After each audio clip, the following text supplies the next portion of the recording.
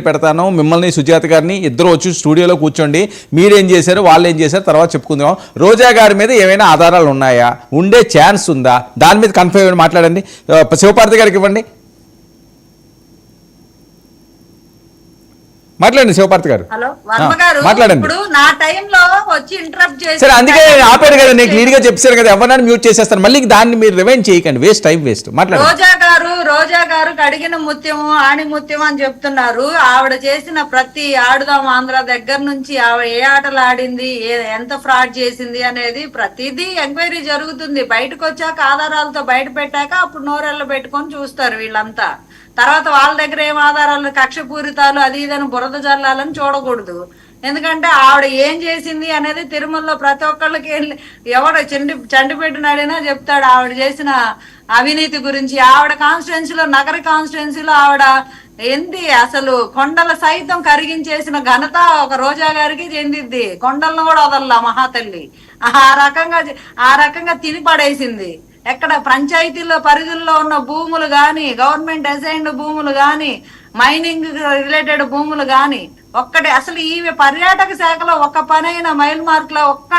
ఒక్క పనైనా చేసిందా ఆంధ్ర రాష్ట్రానికి ఉపయోగపడే పని ఒక్కటన్నా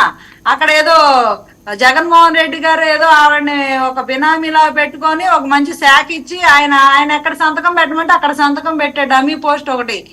క్రియేట్ చేసుకొని ఇష్టానికి ఇద్దరు జగన్మోహన్ రెడ్డి గారు రోజా గారు కొమ్మక్కాయ మొత్తం దోచేశారు అది అందరికి తెలిసిన విషయమే బయటకు వస్తున్నాయి ఆధారాలన్నీ ఇప్పుడు ఒక్కొక్కటి చేస్తున్నారుగా ఎంక్వైరీ చేస్తున్నారుగా వీలైతే ఇంకా పై స్థాయి ఎంక్వైరీ కూడా అవసరమైతే సిబిఐ కూడా అప్పగించే అవకాశాలు ఉంటాయి ఎందుకు ఉలికెందుకు 5 సంవత్సరాల టైం ఉంది అందరూ ఒక్కొక్కరు నేర చరిత్ర ఎవడెవడు ఎంతెంత తిన్నాడో మొత్తం కక్కిస్తారు ఇబ్బంది ఏం లేదు జగన్మోహన్ రెడ్డి గారు కనుక సోలార్ విద్యుత్ కోసం 1750 అదాని గారు ఇచ్చారని చెప్పి ఇక్కడ మనం చెప్పింది కాదు అది America federal bureau of investigation సంస్థ ఇచ్చిన నివేదిక అది మనం ఏదో నోటుకొచ్చినట్టు మాట్లాడిన నివేదిక కాదు అది అది గుర్తుపెట్టుకోవాలి ఇక్కడ జగన్మోహన్ రెడ్డి గారు క్విట్ ప్రోకోలను తండ్రి అధికారాన్ని అడ్డం పెట్టుకుని ఏ రకంగా మేసాడు అధికారులను అడ్డం పెట్టుకొని మంత్రుల్ని ఎమ్మెల్యేలు ఎలా అడ్డం పెట్టుకొని తిన్నాడు అలాంటి దొంగ చేతికి తాళం వస్తే రోజా లాంటి వ్యక్తులను వదులుతాడా రోజా వదిలిద్దా ఏది వదలదు కొండలు కూడా మింగేసే గనులు అందరు వీళ్ళంతా ఒక పెద్దిరెడ్డి దగ్గర నుంచి రోజా దగ్గర నుంచి వీళ్ళకి ఎందుకు గొడవలు అంటే ఎవరు ఎక్కువ తింటున్నారు అనే దానిలో కాంపిటీషన్ ఒకరినొకరు దొక్కుకొని మరి తినేశారు సో అయితే ఇంకా సభ అయిపోయింది కాబట్టి ఇంకా అరెస్టుల పర్వం మొదలవుతుందనా ఇండైరెక్ట్ గా మీరు చెప్పేది ఖచ్చితంగా ఇద్దండి అవినీతి చేసిన వాళ్ళని వదిలేయలేం కదా అవినీతి చేసి ఇష్టానుసారం ప్రజా డబ్బును దోచేసి ఇష్టం వచ్చినట్టు కార్లు కొని మేడలు కొని మిద్దెలు కొని ఇష్టానికి వాగేసి జగన్మోహన్ రెడ్డి గారు ఏది చెప్తే అది చేసి ఇష్టానుసారంగా ప్రవర్తిస్తే ఎవరు వదిలే ప్రసక్తి లేదు ఓకే బుజ్జి మీ దగ్గర ఉన్న ఇన్ఫర్మేషన్ ఏంటండి మీ దగ్గర ఏమైనా ఉన్నదా బీజేపీ వాళ్ళ దగ్గర మీరంతా హిందుత్వం తిరుమల అంటే మీదే అంటారుగా సార్ ముందుగా డిబేట్ పడుకున్న శివపార్వతి గారికి సుజాత గారికి అలాగే నాయుడు గారికి 99 విషయంకి శుభ సాయంత్రం